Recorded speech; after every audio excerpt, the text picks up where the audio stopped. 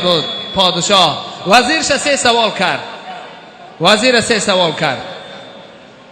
گفت وزیر 3 سوال، اگر این 3 سوال بدانی جواب بگوی تو وزیر باقی میمانی، وزارت در اختیار توست. اگر که ندانی میتونی وظیفه را کرسی را خالی بکنی. وزیر گفت چی سوال است؟ پادشاه گفت سوال یکم این: خدا چی کار میکنه؟ خدا چی میخره؟ خدا چی میپوشه؟ سوالا هم سوالای تعجب آور است. خدا چی میخره؟ خدا چی میپوشه؟ خوش گوش کنین برادر عزیز، قصه بسیار تکان دهنده است، قصه بیدار کننده است، انسان بیدار میکنه. خدا چی میخره؟ کی میدونه خدا چی میخره؟ کسی نمیدونه. خدا چی میپوشه؟ خدا چی کار میکنه؟ وزیر حیران شد و عجب سوالی است. همه علما را فریاد کرد. پادشاه گفت وزیر 1 ماه وقت داری، در 1 ماه جواب اگر نگرداندی کرسی را خالی میکنی، جات کسی دیگر میشینه. علمای بسیار را جمع کرد. گفت داملاها بزرگا، سوال چنین است: خدا چی میخره، چی میپوشه، چی کار میکنه؟ باید این 3 سوال شما جواب بگین. علما میگن وزیر چنین سوالی در یک جای نآمده است که خدا چی میخره، کدام نماد طعام میخره، کدام نماد آب مینوشه. نآمده است، خدا نیاز به اینا نداره. و پوشاک خدا را هم در هیچ جا نآمده است که چی متریال، چی پوشاک، چی نمود. و کار خدا را ما نمیدانیم که خدا چی کار میکنه. خدا همه کار میتونه کرده، اما که تو میگی الحال چی کار میکنه، ما نمیدانیم چی کار میکنه. 1 ماه جست، روزها بسیار کم ماند، 1 روز و 2 روز ماند. پادشاه هر وقت میدید وزیر روزها بسیار نزدیک شده است، اگر جواب نیافتی وزارت خالی میکنی. وزیر بسیار غمگین. وظیفه دست دادن کار آسان نیست برادر عزیز.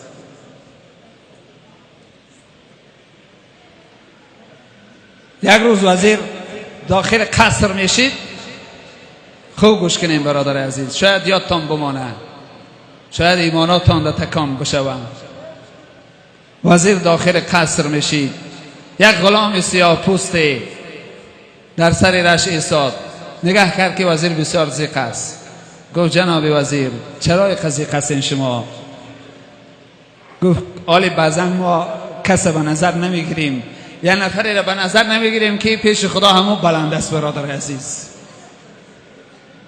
1 نفر ما و شما قدر نمیکنیم، پس میشماریم، شاید روز قیامت پیش ما برای بهشت.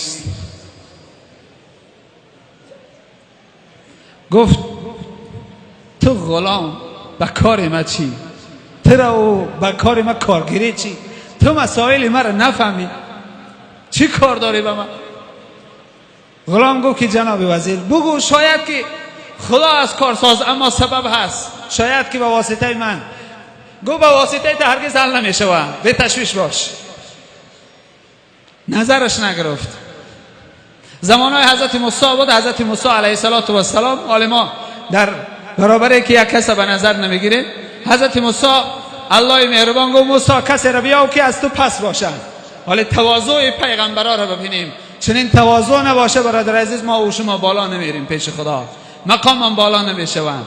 حضرت موسی کاف این را میدید او را میدید، هر کسی را نظر میکرد، کسی را چیزی را از خودش پس نمیافت. یک جا رفت یک سگ دید، یک سگ. گفت همین سگ شاید از من پس باشد. سگ صدا برآورد موسی چرا مرا از خودت پس میکنی؟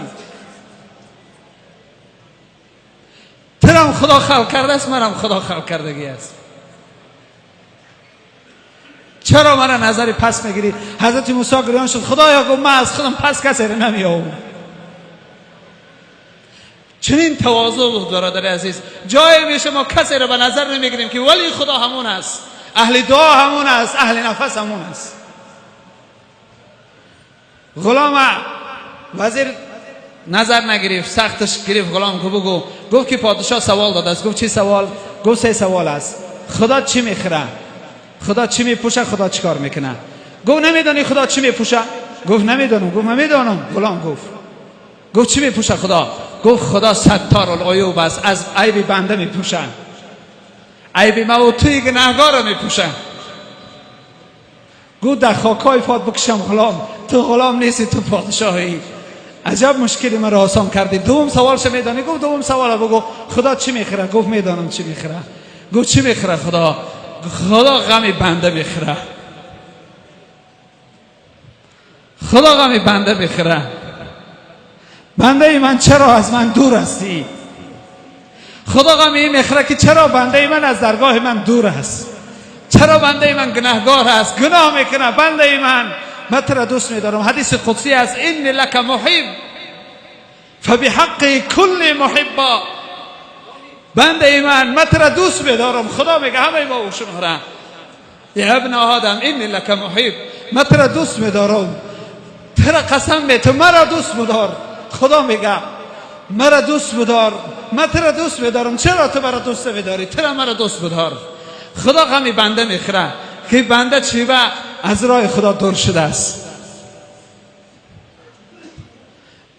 غلام میگه که سوال دوم چنین است. وزیر خرسند میشه میگه سوال سوم، میگه سوال سوم پیش پادشاه میگیم. خوب میگه دست وزیر میگیره میبره پیش پادشاه. پادشاه چیکار کرده؟ میگه دو تاشا یافتم یا تاشا جواب میگیم. پادشاه میگه وزیر بیس کی یافت؟ غلام جواب گفت اتاق برین پوشاکار ایواز کنین بعد بیین سوم جواب بگین.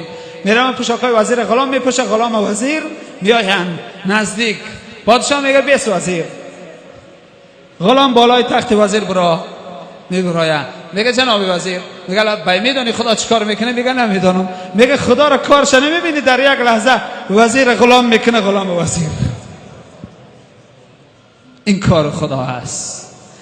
این شب برادر عزیز خدا ما و شما را چنین امکانیت داده است. صدا میزنه یا ابن آدم انی لک محب، فرزند آدم تو را دوست میدارم و به حق کل محبا، تو را مرا دوست بدار. این شب دست بالا که بگو خدایا من تو را دوست میدارم.